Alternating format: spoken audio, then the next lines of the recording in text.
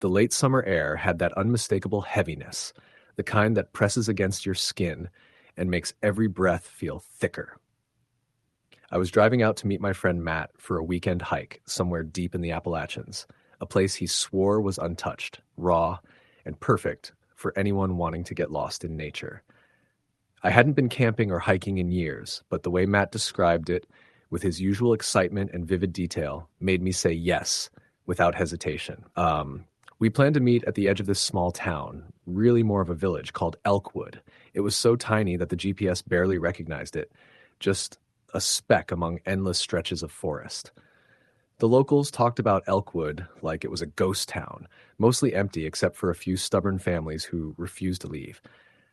Matt said it had that kind of eerie charm he loved, but that the nearby forest was where things really got interesting. We met at a small diner just before sunset. Matt was already there, hunched over a greasy plate of fries, eyes bright with anticipation.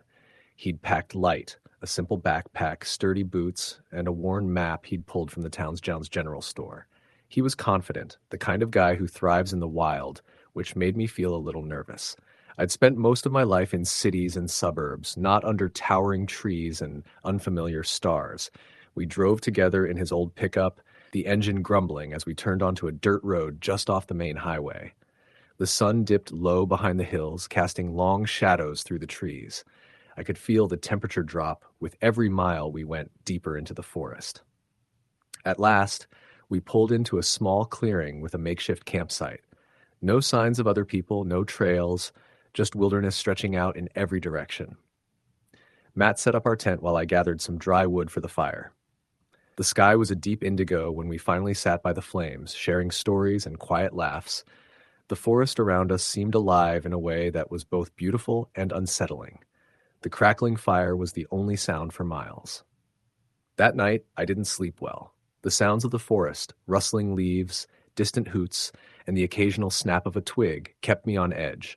Every time I closed my eyes, I felt like I was being watched. Matt, of course, slept soundly beside me, a peaceful expression on his face. In the early hours, I was awakened by a faint tapping. At first, I thought it was the wind shaking the tent poles, but the tapping was too deliberate, too rhythmic. Tap, tap, tap, tap, coming from outside. I nudged Matt, but he didn't stir. My heart raced. I unzipped the tent just enough to peek out. The fire had nearly died down to glowing embers. The trees stood silently around us, shadows pooling beneath their trunks. There was nothing visible, but the tapping continued, now coming from the edge of the clearing. I froze. Then it stopped. I told myself it was an animal, maybe a woodpecker or some small creature scratching a branch. But the unease settled deep in my chest. I zipped up the tent and tried to will myself back to sleep. Morning came too quickly. We had breakfast of cold granola and coffee brewed on a small camp stove. Matt joked about me being jumpy, but I kept my mouth shut. We planned to hike along a trail Matt had spotted on his map, a narrow path winding through the thickest part of the forest. The forest was dense, the canopy overhead filtering the sunlight into a greenish glow. The path was narrow and barely marked, covered with fallen leaves and tangled roots. We walked for hours, the silence around us growing heavier the further we went. Matt was in his element, moving easily and confidently. I stumbled more than once, and was tripping over roots or stepping into soft moss. About halfway through the hike, we came across something strange. A tree unlike any other around it, a large oak with bark that looked almost burned but not quite. Around its base were strange symbols, carved crudely but with clear intent. Circles, lines, and what looked like eyes staring outward. A few stones were stacked nearby, balanced like small cairns. Matt bent down to examine them. "Look at this," he said softly, tracing one symbol with his finger. "This is some kind of old marking, maybe a warning?" I shivered, suddenly feeling very exposed in the middle of nowhere. We didn't linger long. As we turned to continue, the feeling that something was watching us grew stronger.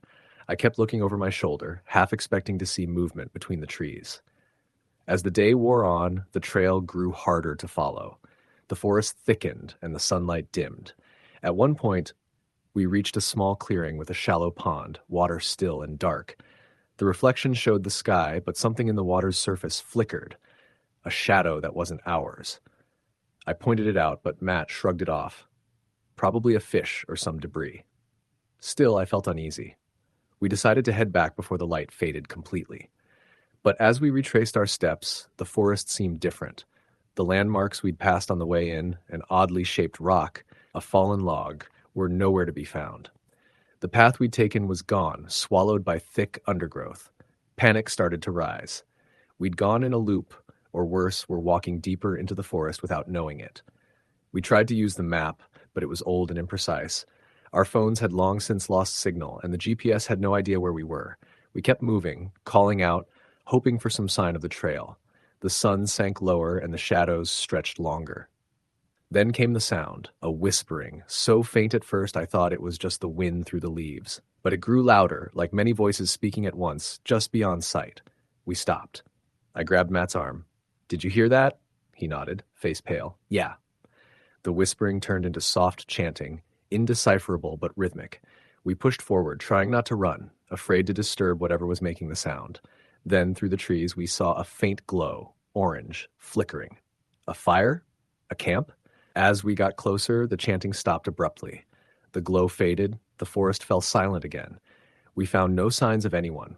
No footprints, no tents, no trash, just the faint smell of smoke hanging in the air. Matt suggested we stay put and wait for daylight, but the thought of spending the night in that place terrified me.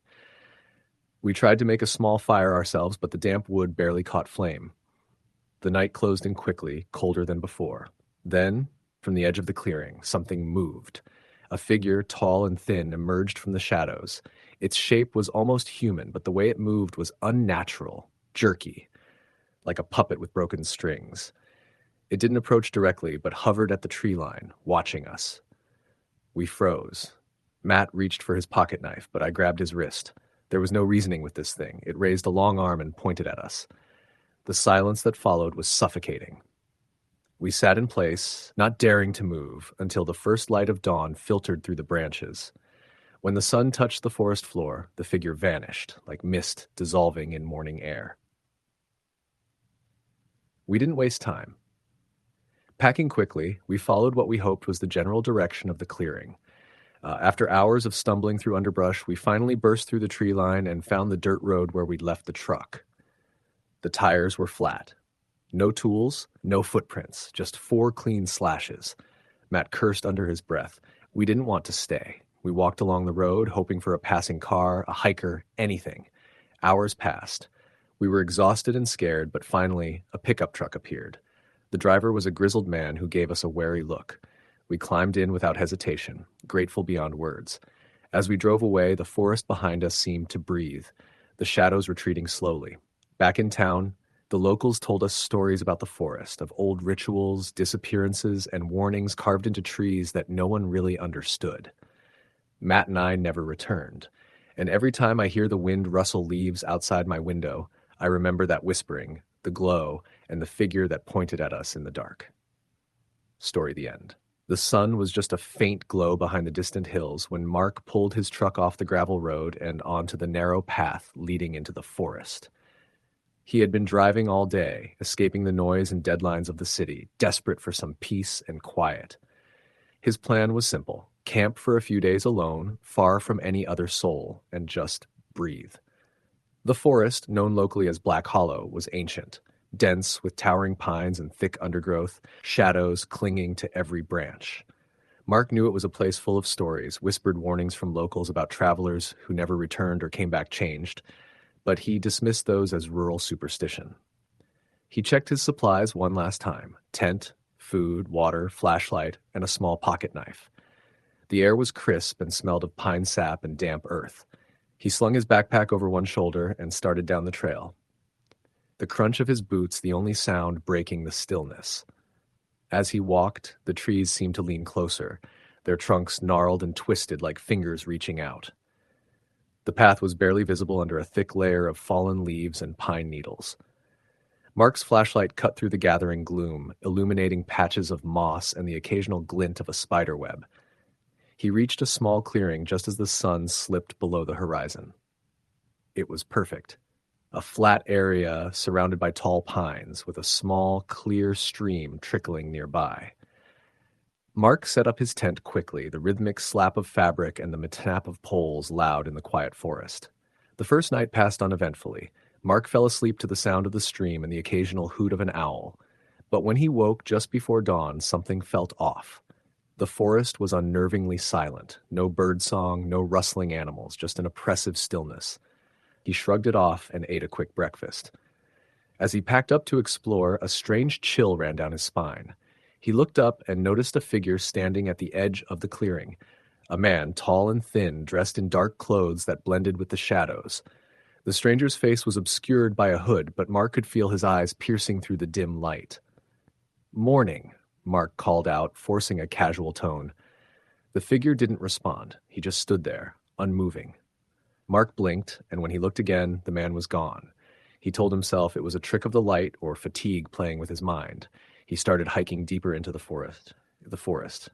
The trees grew thicker, and the canopy blocked out most of the sky. His flashlight revealed strange symbols carved into some of the trunks, circles, lines, shapes that didn't make sense but felt deliberate. Hours passed, and Mark's unease grew. The trail disappeared entirely, swallowed by a tangle of roots and vines. His compass spun wildly, useless. Every direction looked the same, endless trees and shadows. Suddenly, a faint whisper brushed past his ears, barely audible. Mark froze. "Mark!" He spun around, flashlight darting, but saw nothing. The whisper came again, closer this time. "Mark!" His heart pounded. He took off running, crashing through underbrush and thorny branches. The whisper turned into voices, murmurs in a language he didn't recognize but felt ancient, like a song meant to trap souls. The forest seemed alive, closing in around him. The trees bent and swayed, blocking his path.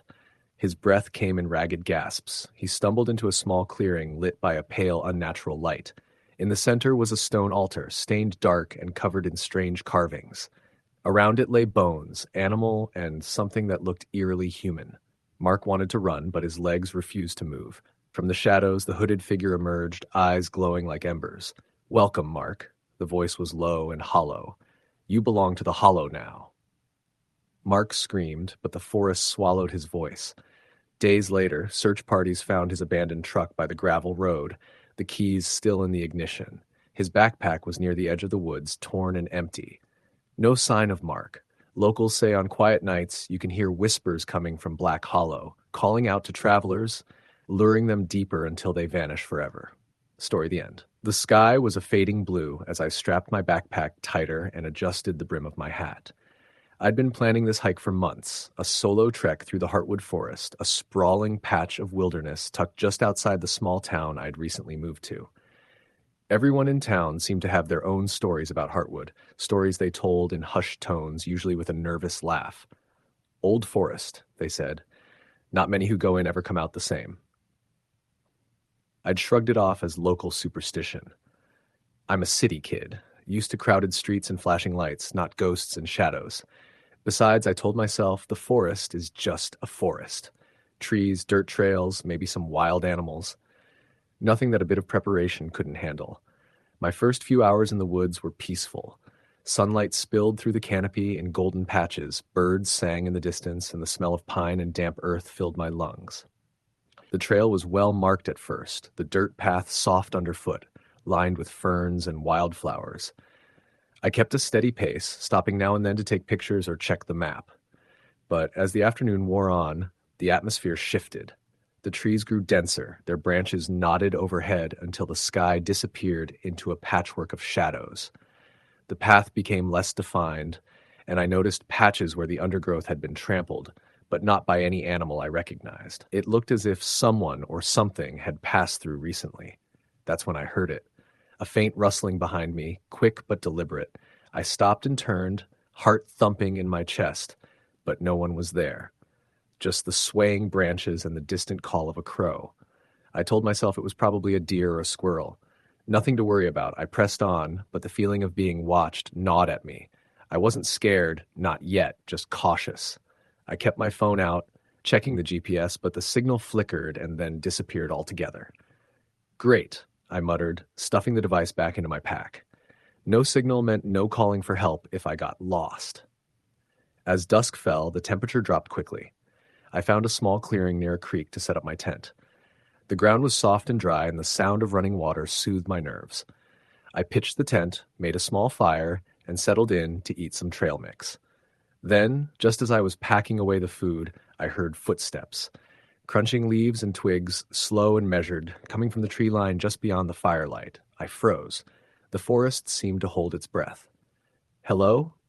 I called, voice steady but low. No answer. The footsteps stopped. I told myself it was another hiker, maybe out late. But the woods here were rarely visited, especially after dark. I climbed into my tent, zipped it shut, and tried to ignore the sounds outside. But the footsteps returned, circling the tent slowly. Closer, farther, like something pacing me. I held my breath and counted each step. Eventually, the noises faded into silence. Sleep didn't come easily. Around midnight, I woke to a whisper. It was so soft I thought I was imagining it, a voice speaking just beyond comprehension. I pressed my ear against the tent wall. "Leave." The word repeated, low and mournful. Chills ran down my spine. I stayed awake, clutching my flashlight, waiting for dawn. When morning came, I poked my head outside. The forest looked normal, peaceful even. The trail was still there, winding away under the canopy. I packed up quickly and headed out, but the path twisted strangely. Trees appeared where none should have been. The sun's position made no sense. Hours later, I realized I was walking in circles. The forest had somehow shifted. Panic crept in. I tried calling for help again. No signal. I stumbled on roots, my legs growing weary. Then I saw it. A figure standing between two trees ahead. Tall, draped in ragged clothes, its face obscured by shadow. I called out, but it didn't move. The figure raised a pale hand and pointed down the path. I hesitated, but followed. It led me deeper into the woods to a clearing I hadn't seen before. In the center stood an ancient stone altar, cracked and covered in moss. Around it lay bones, some old, some freshly bleached white. The figure disappeared. Fear overwhelmed me. I turned and ran blindly. Branches clawed at my skin. Roots tripped me. I didn't stop until I burst from the forest edge and onto the road. I never returned to Heartwood. Sometimes at night, I swear I hear footsteps circling my house, slow and deliberate, like the forest never let me go. Story, the end. The forest had always been a refuge for me, a place to escape the noise and pressure of everyday life. Growing up near a sprawling stretch of wilderness, I spent countless hours wandering its paths, losing myself beneath the canopy of ancient pines and maples. When I finally got the chance to take a break from work, I decided to camp alone for a weekend deep in those woods. Just me, a small tent, a lantern, and the sound of the wind through the trees. I picked a spot I knew well, a clearing near a slow-moving creek surrounded by thick stands of fir trees that blocked out most of the stars. I arrived in the late afternoon, the sun low in the sky, casting long shadows across the forest floor. The air smelled of earth and pine needles, damp from recent rain. I set up my tent and gathered dry wood for a fire, eager to feel that comforting warmth after the chill of the day. As I sat beside the crackling fire, the familiar chorus of crickets and distant owls filled the night. It was a peaceful kind of quiet, one that settled your mind. But as the hours passed, that peace began to shift. Around 10 o'clock, I noticed the fire was sputtering as the wind picked up. I packed some extra wood onto the flames, then leaned back against a tree stump, gazing into the dark woods beyond the firelight. The trees seemed to press inward, the shadows thickening, swallowing shapes and depth. I told myself I was just tired, that the forest was the same as always, but then I heard it, faint, almost imperceptible, the sound of footsteps. Not the soft pad of an animal, but deliberate, slow steps, moving just beyond the edge of the firelight. My heart thumped hard in my chest.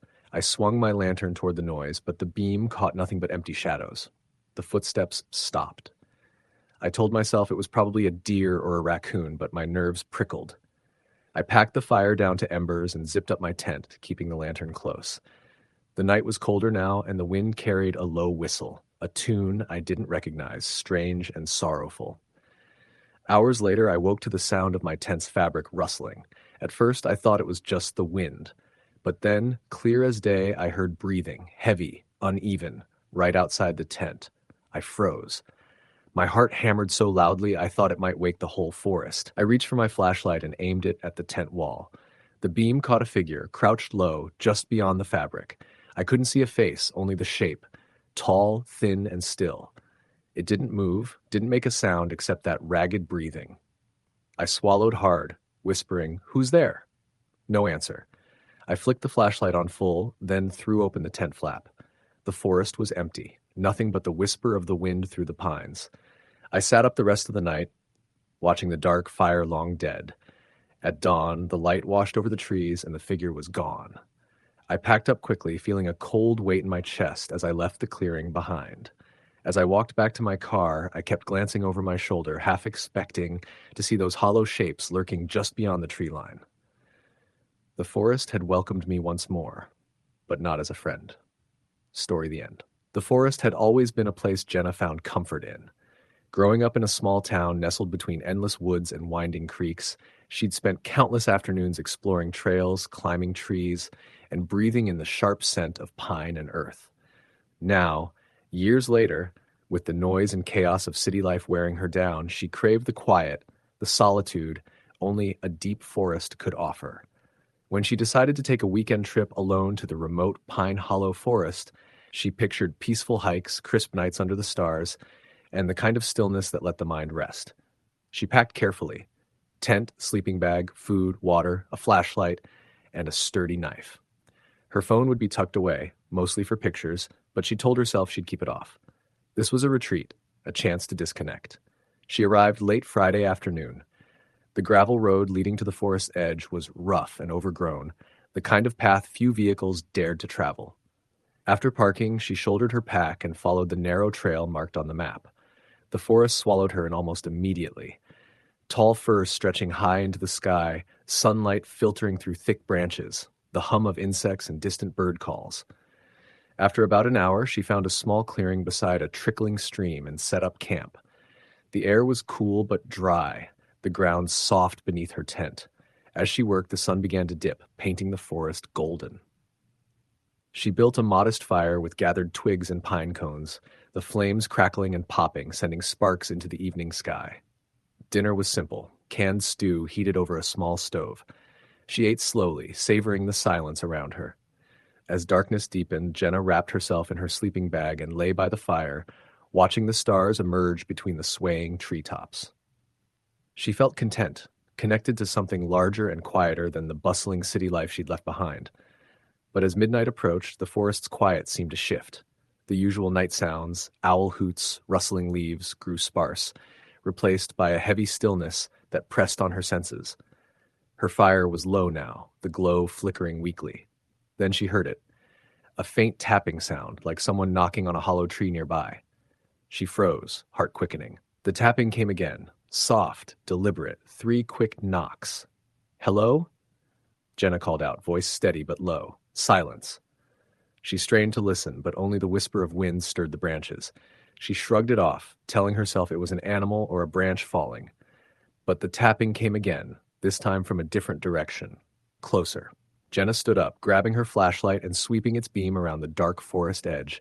Nothing but shifting shadows and gnarled trunks. Suddenly, a figure stepped from behind a tree. It was a man, tall and thin, his face obscured by the hood of a worn jacket. His eyes glinted in the flashlight's beam. "Are you lost?"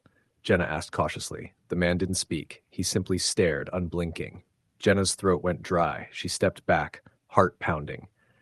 "I'm just camping," she said, voice firm but calm. The man nodded slowly, then turned and melted into the shadows. Jenna exhaled in relief, telling herself it was a harmless hiker. She returned to her tent, locking the zipper tightly. But sleep wouldn't come.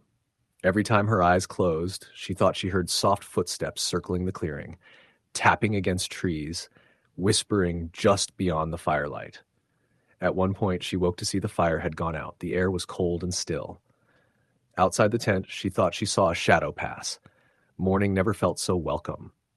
When the first light came through the trees, Jenna packed quickly, eager to leave. But as she gathered her gear, she noticed something strange. The fire pit had fresh footprints around it. Not animal tracks, human, small, and narrow, leading toward the trail. Her skin prickled. She hurried down the path, glancing back every few minutes. The forest seemed endless, dark, and watchful. By midday, she reached her car, breathless and shaken. She didn't stop to rest. She drove straight out of Pine Hollow, past the dense trees giving way to open fields. Weeks later, Jenna tried to tell herself it was just paranoia. Maybe the man was a local checking on campers or someone else out for a late night walk. But sometimes when the wind was just right, she'd hear a soft tapping on her apartment window. 3 knocks. She never looked outside. Story the end. The sun had just dipped below the horizon when we pulled off the highway onto the narrow gravel road leading into the black pine forest. My friends Rachel, Mike, and I were eager to escape the city for a weekend of camping, hiking, and stories around the campfire. None of us knew that by the time we left those woods, the silence we'd heard wouldn't feel peaceful anymore. It would feel like something waiting. We arrived at the small clearing where the trailhead began. The late September air was crisp, and the sky was streaked with the last glimmers of orange and pink. The forest loomed ahead, tall, thick, ancient pines crowding in on either side of the path. Mike pulled out a map and flashlight. "We'll set up camp a few miles in," he said. "I want to get off the beaten path tonight." Rachel rolled her eyes playfully but agreed. We started down the trail, the crunch of fallen leaves underfoot mixing with the occasional snap of twigs. Birds chirped overhead, and a gentle breeze rustled through the branches. The woods felt alive, but in a calm, natural way. After about 2 miles, the trail narrowed, and the forest grew darker beneath the dense canopy. We came upon a little clearing by a brook, a perfect spot for camp. We pitched our tents, gathered firewood, and set up a small fire ring. The crackling flames threw warm light against the dark trees, and the night was filled with the quiet sounds of nature. Around the fire, we told stories and laughed, the kind of easy camaraderie that comes from years of friendship and shared adventure. Eventually, the fire died down to glowing embers, and we retreated to our tents. The forest had settled into a deep hush, but then I heard it. A faint, irregular tapping sound somewhere outside. It was soft at first, like the gentle knocking of branches against wood. Then it became more deliberate, almost rhythmic, like someone tapping their fingers. I blinked awake and listened. Rachel stirred in her tent and whispered, "Did you hear that?" Mike said nothing at first, but soon his voice cut through the dark, probably a woodpecker or something. I wanted to believe him, but the sound was too steady, too close, as if coming from just outside the campsite. We all lay quietly, straining to hear, but the tapping stopped. A few minutes passed, and then a different sound, a low scraping noise, like something being dragged across leaves. Our eyes met in the dark, and an uncomfortable silence grew between us. The rest of the night passed uneventfully, but none of us really slept. The next morning, Mike found something strange near the edge of the clearing, an arrangement of small stones stacked in a crude tower, balanced carefully on a fallen log. None of us remembered seeing it the night before. We shrugged it off and went for a hike deeper into the forest. The trail twisted between massive pine trunks and thick underbrush. Every now and then I caught glimpses of something moving just beyond the trees, a shadow, a flicker of movement. But when I looked directly, there was nothing. Mike kept checking his GPS, but it kept losing signal. Rachel joked about being lost, but I saw the worry flicker in her eyes. The deeper we went, the quieter the forest became. Birdsong disappeared, the wind died down. It was as if the forest itself was holding its breath. After a few hours, we stumbled on an old cabin hidden beneath the branches, its wood rotted and moss-covered. The door hung ajar, creaking softly in the breeze. Or was it? We stepped inside cautiously. The air was stale, heavy with the smell of decay and damp earth. Against one wall lay a small pile of faded clothes, and near the hearth a rusted lantern. On the floor near the doorway, someone had written words with sticks and dirt. "Do not follow the path." We looked at each other, unease settling in. Mike shrugged it off as some kind of prank, but Rachel's face had gone pale. As evening approached, we hurried back to our camp, but the woods no longer seemed welcoming. Shadows clung to the trees, stretching unnaturally long. The silence was oppressive. We stayed close to the fire, taking turns keeping watch. Suddenly, from the darkness beyond the firelight, a figure appeared, a tall, thin silhouette, barely visible but unmistakably there. It stood motionless at the edge of the clearing, watching us. We called out, but it didn't move or respond. Then, as suddenly as it appeared, it vanished into the trees. We packed quickly the next morning, eager to leave. As we retraced our steps, the path seemed unfamiliar, winding in ways it hadn't before. The forest closed in, branches scratching at our clothes. We heard footsteps behind us, but whenever we looked back, nothing was there. When we finally reached the parking area, the relief was overwhelming. We left the forest behind, the silence replaced by the hum of the highway. Back home, I found myself haunted by the forest's stillness, the way it watched and waited. Sometimes at night, I think I hear tapping on my window, and I wonder if the forest ever really lets go. Story. The end. The first time I stepped into the forest behind my grandfather's old cabin, I felt something I never expected, like the trees themselves were watching me. The woods were dense, the kind of thick forest where the sunlight barely touched the ground. I was visiting for the summer, wanting to get away from the city noise and the constant buzz of my phone. The cabin was built decades ago, nestled deep enough to be almost forgotten by time. At first, the forest seemed like a place to relax, to breathe. Days were spent exploring trails my grandfather once walked, listening to birds and the gentle rustle of leaves. But as the sun dipped low and shadows lengthened, I noticed how quiet it grew. Not peaceful quiet, more like the forest was holding its breath. On my third night, I woke to a sound, a slow tapping on the cabin's wooden siding. At first, I thought it was just rain or a loose shutter moving in the wind, but it wasn't. The tapping was deliberate, measured, almost like a code. I lay still in bed, trying to make sense of it. Tap, tap, tap, then silence. The next day, while walking the trail, I found small piles of stones, 3 here, 5 there, balanced carefully on fallen logs or tree roots. It felt deliberate. I hadn't seen any animals that could stack stones like that. I even asked my grandfather if this was a local tradition, some kind of forest marking, but he just gave me a warning. Respect the woods and don't ignore the signs. They mean something. I laughed it off then, but the nights grew harder. The tapping returned every evening, sometimes followed by faint footsteps outside the cabin. I never saw anyone, but the footprints in the soft earth near the porch were there, large, irregular, and fading into the forest. One night I stayed awake, flashlight in hand, eyes scanning the darkness outside. At around 2 a.m. I saw movement, a tall, thin figure standing just at the edge of the clearing. It didn't move or make a sound, but its presence was unmistakable. I froze, heart pounding, as it turned slowly toward the cabin and vanished into the trees. I didn't tell my grandfather about it. He was old and already worried about me spending so much time alone. But inside, I felt the forest shifting, something watching, waiting. The following day, I found more piles of stones, this time arranged in strange symbols. I didn't recognize the shapes, but they sent a chill down my spine. I tried to take photos, but my camera battery died unexpectedly. That night, the tapping turned to knocking, hard, urgent, pounding on the back wall of the cabin. I barely slept, clutching an old hunting knife my grandfather had left me. At dawn, I found deep scratches along the wooden siding, like claws had raked at the surface. Days later, the forest grew unnaturally silent. No birdsong, no rustling leaves, just a heavy stillness.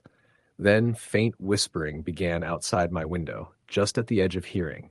The words were indecipherable, but felt like a warning. I wanted to leave, but the dirt road was flooded from heavy rains, trapping me inside. One evening, I decided to confront whatever was out there. I grabbed my flashlight and stepped outside, the beam cutting through the dark. I walked toward the clearing where I'd seen the figure before, my breath coming in ragged puffs. At the center of the clearing was a pile of stones taller than before, with something dark perched on top. As I approached, the figure appeared again, this time closer, but still no face, just a shadow. It raised an arm, pointing toward the forest. Suddenly, the wind picked up, swirling leaves and debris around me. The whispering grew louder, turning into a low chant in a language I didn't understand. I ran back to the cabin, slammed the door, and locked every bolt. That night, the knocking came all over again, nonstop. By morning, I was exhausted and terrified. When the road finally dried, I left without looking back. I've been home for months now, but sometimes when the wind blows just right, I swear I hear tapping on my windows. And sometimes, in my dreams, I see those stone piles growing higher and higher, reaching for the sky. The forest never really lets you go. Story the end. The forest was the kind of place people passed by without much thought. To most, it was just a stretch of trees and underbrush tucked between winding country roads. But to me, it was the sort of place where you never really felt alone, no matter how quiet the day was or how deep into the woods you wandered.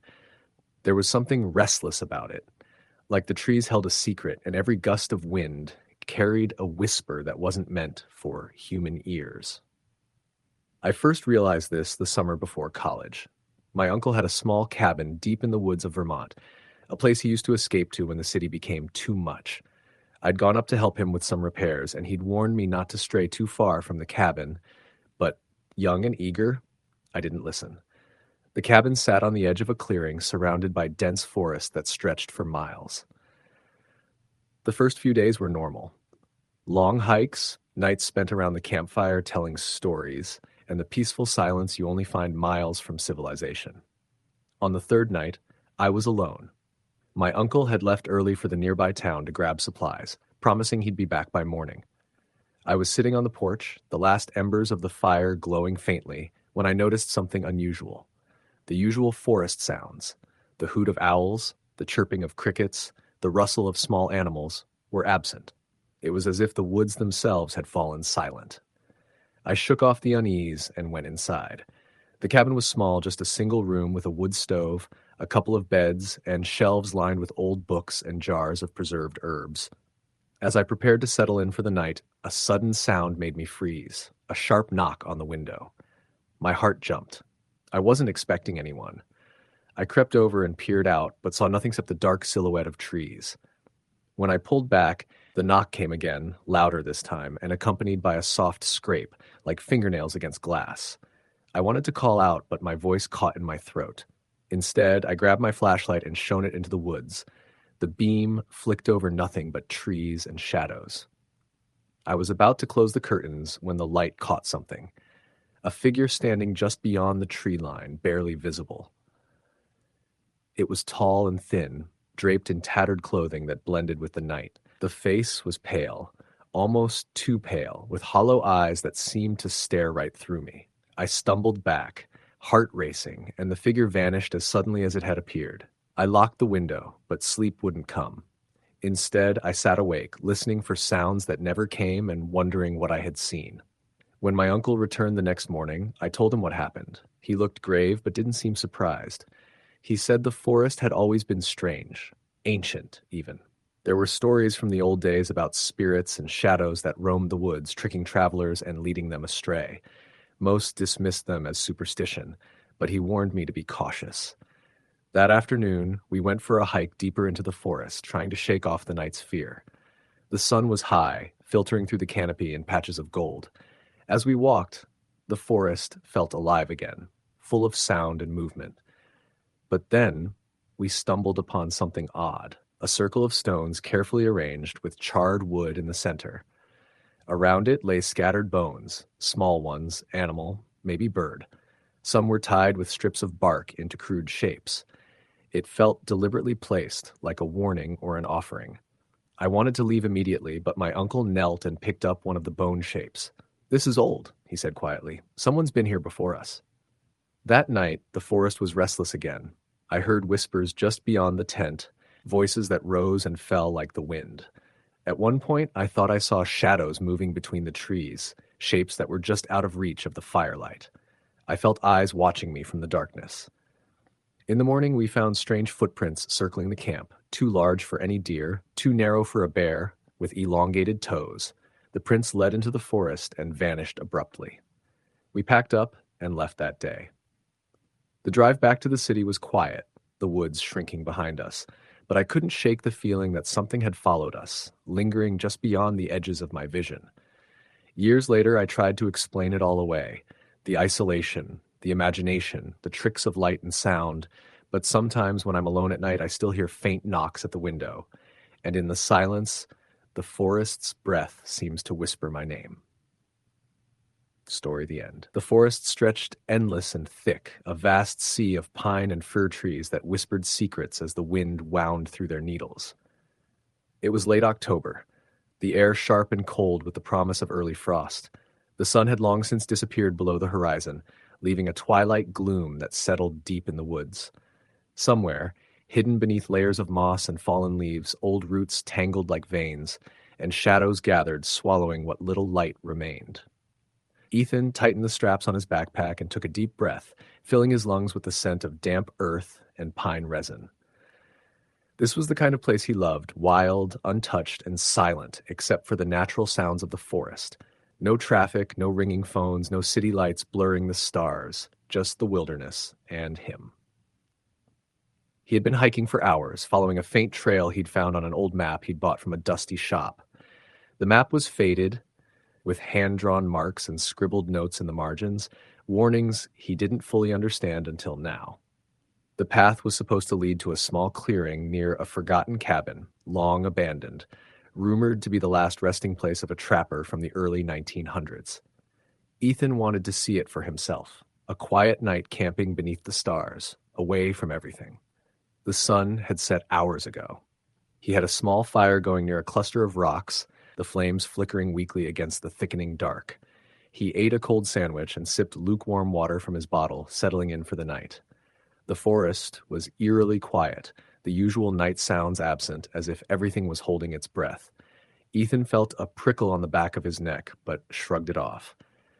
Then, from somewhere deep in the woods, a faint sound reached his ears. At first, it was indistinct, a low, dragging noise, like a branch scraping against bark. It came and went, distant, yet strangely close, carried on the chill night air. Ethan grabbed his flashlight and swept the beam slowly across the tree line. The light caught the thick trunks and knotted branches, but there was nothing there. No animals, no movement. The noise stopped. Ethan sat back down, muscles tense. He convinced himself it was just an animal moving through the brush, nothing more. But then, a whisper. Soft, indecipherable words carried on the wind. Not human, not a language he recognized, but urgent and hushed. His skin prickled again. He swallowed hard, forcing himself to stay calm. The fire flickered wildly, sending sparks shooting into the black sky. The whispering grew louder, as if the forest itself were speaking, telling secrets it had long kept. Ethan stood up, shivering in the cold night air. He shined his flashlight deeper into the woods. The beam landed on a tree that looked different. Its bark cracked and twisted, blackened as though burned long ago. At its base lay a hollow, a dark hole large enough for a person to crawl through. Suddenly, from the shadows near the hole, a figure stepped forward. It was tall, impossibly thin, with limbs that seemed too long and bent at odd angles. Its skin was mottled gray, almost bark-like, blending seamlessly with the forest around it. The face was blank, featureless, smooth, like a mask of weathered wood. Ethan froze. The figure didn't move, didn't blink. It just stared. A cold wave washed over him, freezing the blood in his veins. The whispering turned into a low chant, rhythmic and haunting, filling his mind with dread. He turned and ran. Branches tore at his jacket and scratched his face. His boots slipped on wet leaves. His breath came in ragged gasps as the forest seemed to close in behind him. The chanting followed, growing louder and more insistent. He stumbled through the underbrush until he burst back onto the trail, panting, heart hammering. He didn't stop until the first light of dawn broke through the trees. The forest looked ordinary again. Birds sang. A gentle breeze stirred the leaves. The blackened tree and the hollow were gone. Ethan made his way back to his car without looking back. He never returned to that forest, but sometimes, when the wind howls outside his window at night, he hears the whispers, soft, urgent, and always calling him back. Story, the end. The forest was supposed to be a place of peace, a sanctuary from the relentless noise of city life. I needed that more than anything. A weekend away with just my backpack, a tent, and the hope of finding silence. So I chose a remote patch of woods deep in the Appalachian Mountains, far from any trails marked on my map, hoping to lose myself in nature and forget the stress that had been weighing me down. I arrived late in the afternoon, the sun dipping behind the thick canopy of maples and oaks. The dirt road ended abruptly near an old logging trail, barely visible beneath layers of fallen leaves and broken branches. I should have turned back, but something pushed me forward. Maybe stubbornness, maybe curiosity.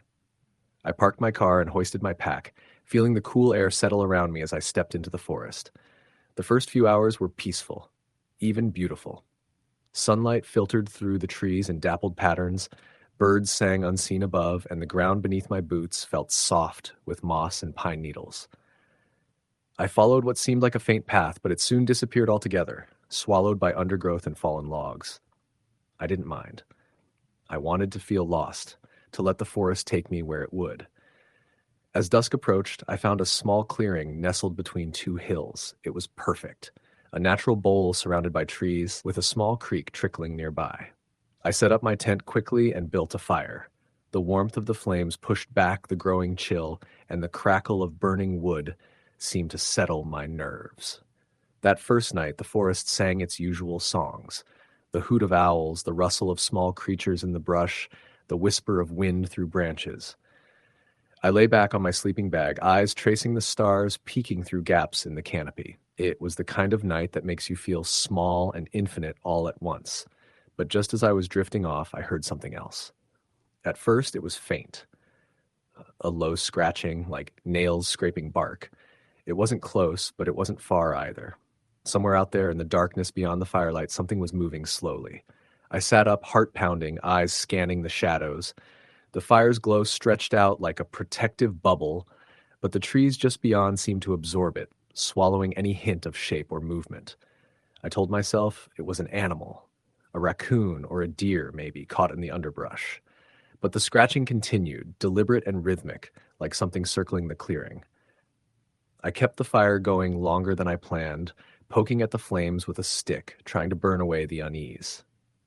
Eventually, the sound stopped. I lay back down, pulling my sleeping bag tight around me, but sleep eluded me. In the hours before dawn, I heard footsteps, slow, heavy steps moving just beyond the edge of the clearing. I held my breath, heart thundering so loudly I was sure it would give me away. The footsteps circled once, maybe twice, then stopped. Then, silence. When morning came, I was exhausted. I packed quickly, eager to leave the clearing behind. On the trail back, I noticed something strange. The ground near the edge of the clearing was disturbed. Footprints pressed into the soft earth. They were large, far too big for any animal, and they weren't human either.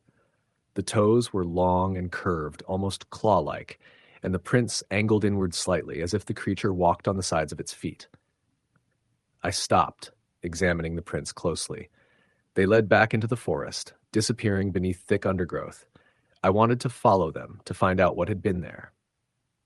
But the memory of the footsteps circling my camp made me hesitate. I chose to stick to the trail, moving faster. The forest grew darker as I walked. The canopy thickened, filtering out more sunlight until the world was dim and green. Shadows moved at the edges of my vision, glimpses of shapes that vanished when I turned to look. Eventually, I came upon an old tree, ancient and twisted, with bark carved in strange spirals and symbols. The markings were weathered but unmistakable, deliberate patterns repeating endlessly. I traced a finger over one of the spirals, feeling the rough bark beneath my touch. The air seemed to thicken, and a chill ran down my spine. Behind the tree, partially hidden by ferns, was a crude altar made of stacked stones. On top lay a handful of sticks, bones, and something dark and shriveled I couldn't identify. I stepped back, heart racing. Suddenly, a sound broke the silence, a soft whisper like breath on the wind weaving through the trees. I turned sharply, searching for the source, but the forest held its secrets close. I hurried away from the tree, the weight of unseen eyes pressing on my back. By the time I reached my car, night had fallen. The woods were silent again, the oppressive stillness making my skin crawl. Driving away, I glanced in the rearview mirror and caught a glimpse of something standing at the edge of the forest. A tall figure, thin and shadowy, with eyes that seemed to glow faintly in the darkness. I don't know if it was real or a trick of my tired mind, but I haven't returned to those woods since. Sometimes, when the wind howls outside my window, I swear I hear scratching, just beyond the edge of my vision. Waiting. Story. The end. The road that led into the forest was narrow and winding, lined with ancient oaks and maples whose branches tangled together like the fingers of old friends whispering secrets. I had been driving for hours, the daylight fading fast behind the hills, when I finally reached the small parking lot at the trailhead. My plan was simple: spend 2 nights alone, camping in the wilderness, far from the noise of the city. I told myself it would be peaceful, maybe even restorative. The forest was called Blackwood, a sprawling patch of wilderness that locals warned was alive in ways you don't expect. I smiled when I heard the warnings. I wasn't the superstitious type, but I liked the idea of being somewhere untouched where the sounds of the modern world couldn't reach me. It felt like a promise. For 2 nights, I could be invisible. The sun had nearly set when I started hiking the trail. The air was thick with the smell of pine and damp earth, a scent that made me feel calm in a way I hadn't felt in months. My pack was heavy but well packed. A tent, a sleeping bag, water, some food. The trail was faint but visible, winding through thick underbrush and around mossy rocks. My footsteps crunched softly on the dirt. As I walked deeper, the canopy closed overhead, blotting out the remaining light. I turned on my flashlight, its beam cutting a narrow path ahead. The forest was quiet except for the occasional call of a night bird and the rustle of small animals scurrying in the leaves. About an hour in, I found a clearing just wide enough for my tent. I set up quickly, the zip of the tent snapping loudly in the silence. I made a small fire with gathered twigs and branches, the flames casting flickering shadows against the trees. The night settled around me like a thick blanket. I ate some trail mix, sipped water, and let the crackling fire fill the space. As I lay back to watch the stars peeking through the branches, I felt a strange sensation, as if the forest itself was watching. I dismissed the thought and closed my eyes, but sleep was slow to come. My mind drifted to strange half-thoughts, images of twisted trees, faces glimpsed in shadows, whispers just beyond hearing. I rolled over and stared at the tent walls, wondering if the wind outside might carry a voice. Around midnight, a sound jolted me awake. It was faint at first, 3 quick knocks on a tree near my tent. Then silence. I froze, heart thudding, straining to listen. The night was still again, but the feeling of being watched intensified. I grabbed my flashlight and stepped outside. The forest was dark, the shadows shifting unnaturally in the firelight. The tree where I'd heard the knocks was still, its bark rough under my fingers. There was nothing else. No animal, no person, no movement beyond the gentle sway of branches. I shook my head and went back inside the tent, locking the zipper with trembling hands. The second night was worse. The forest seemed alive with sounds, distant footsteps that stopped when I tried to locate them, soft murmurs that faded when I turned my head, branches snapping under invisible weight. Once, I thought I saw a figure standing just beyond the firelight, a tall shape with elongated limbs, motionless and staring. When I blinked, it was gone. I tried to rationalize everything, my mind playing tricks, exhaustion, the effects of isolation, but there was something deeply wrong here. On the morning of the third day, I packed up hurriedly. The trail back seemed different, unfamiliar. Trees appeared in places they hadn't before. Paths I'd taken were swallowed by brush. The forest was shifting around me like a living maze. I started to panic, trying to retrace my steps, but the woods refused to let me go. Hours passed, the sun dipping low again. My flashlight battery was dying. My legs ached. I felt utterly alone. As darkness settled for the final time, I stopped moving. I heard it then, a soft chant, words I couldn't understand, but that made the hairs on my neck stand on end. The voice seemed to come from everywhere and nowhere, surrounding me in a circle of sound. I called out, but the forest swallowed my words. A tall figure emerged from the shadows, its eyes glowing faintly. It didn't move like a human, more like a shadow stretched thin, shifting unnaturally. It raised a long, narrow hand and pointed at me. I felt rooted to the spot, paralyzed by fear and something else I couldn't name. The figure began to fade as dawn broke, retreating into the trees, leaving only silence behind. When the forest finally released me, I stumbled out onto the highway, disoriented and exhausted. The world outside the trees felt surreal, like waking from a nightmare. I never went back, and sometimes in the quiet moments before sleep, I hear those knocks again and wonder if the forest ever really lets anyone leave. Story, the end.